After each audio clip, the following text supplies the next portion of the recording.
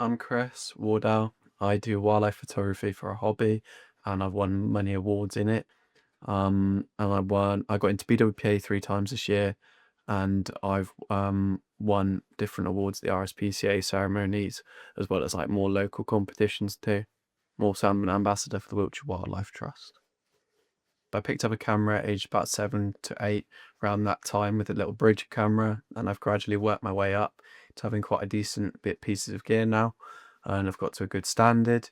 As for my photography achievements, I started getting into the final round of BWPA. First time I was about 12, and I've got final round on multiple occasions. This year I managed to get 3 into the book. I got runner-up in black and white, taking photos of urban foxes at night using a flash backlit. I first got interested in urban foxes because I found foxes interesting. I went and photographed some in Swindon and I wanted to photograph them more. I also liked the idea of doing night photography, and I had a friend that did the same, did that, and wanted to learn a bit off him initially. I also always wanted to sort of get into that field, and I thought there's more I can do in terms of artistry, in terms of lighting, and in terms of field craft. And I really wanted to like keep pushing myself to that next level in my photography. So the urban foxes I started about, well, it would have been 4 years ago now, and I've gone around the same area and learned the individuals now for the last 4 years.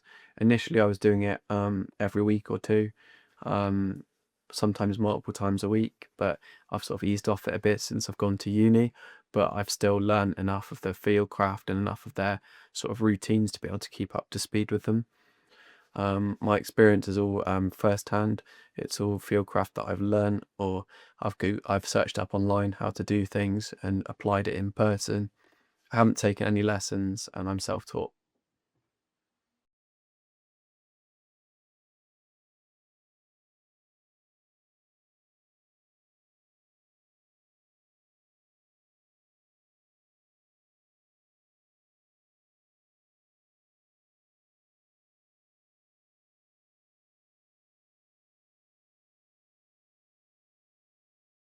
Scouting locations, a whole process in itself. With these ones, I knew that students of the uni would photograph them, and I knew that they must know where it is. I reached out to gain like knowledge of the location.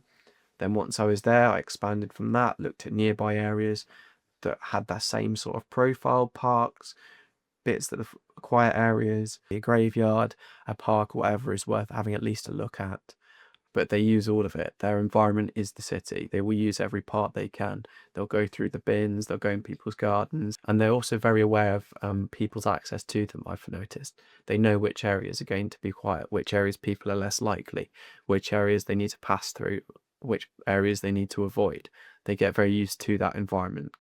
Once it knows a fox is coming, you'll see the tail wag, and whether it's a sort of more dominant or more submissive one, it'll either move towards the fox or it'll crouch down and its tail will wag and it'll sort of open its mouth. They'll start being quite vocal. They really do stretch their mouths, and there'll be that interaction. Sometimes a little scuffle. Sometimes one will chase the other one off. It really depends on the territories and the individuals. But that sort of the pausing and fixating on a spot, as they do when there's certain people come by, and then the tail wagging. Lighting's very difficult. That's the bit to the most getting used to, and I'm still adjusting and fine tuning what I do in that respect. But lighting's a real challenge, I think, because the fox's eyes are actually the main problem. If a flash or a static light will reflect off their eyes if not done right.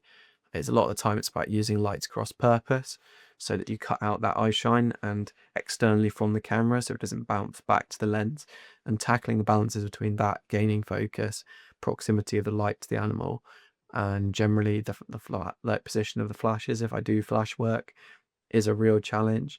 I think there's no real key bit other than persistence and remembering that with a flash you are going to want to cross fire them, but it's a constant work in progress.